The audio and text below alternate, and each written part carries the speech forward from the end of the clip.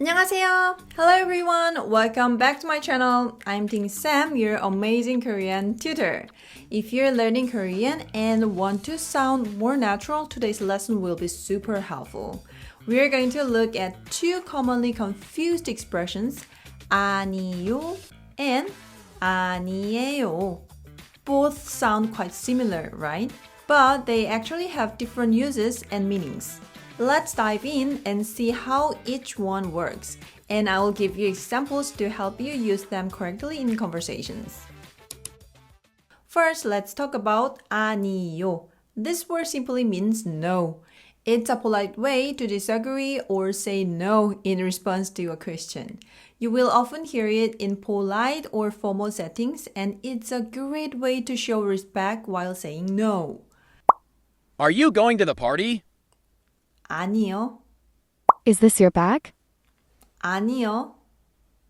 In these examples, you're simply answering the question with a polite no. That's all there's to it. Now, let's look at 아니에요. While it also sounds like no, 아니에요 is actually used in a different way. It's more about saying it's not or I'm not. You know 이에요 and 예요 as MR is. 아니에요 is negative version of 이에요 and 예요. So if you want to say something isn't something or someone isn't someone, you'd use 아니에요. Think of it as saying it's not or I'm not rather than just no. Here are a few examples. This is your phone, right? 아니에요. 제 전화. 아니에요. Are you a teacher? 아니에요. 저는 학생이에요.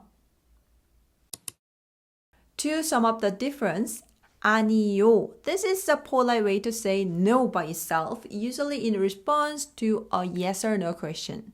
아니에요. This is used to say it's not or I'm not and is often followed by more information.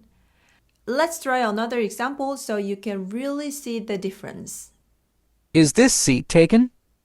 아니요. 아니에요. 여기 앉으세요.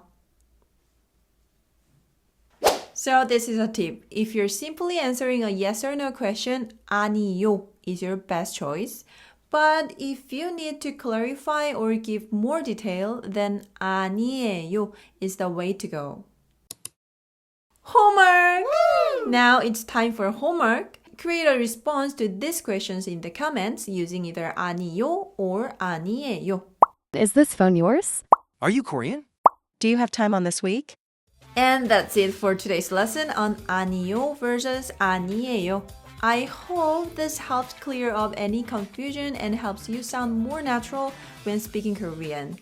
Try practicing both expressions in different sentences to get the hang of them.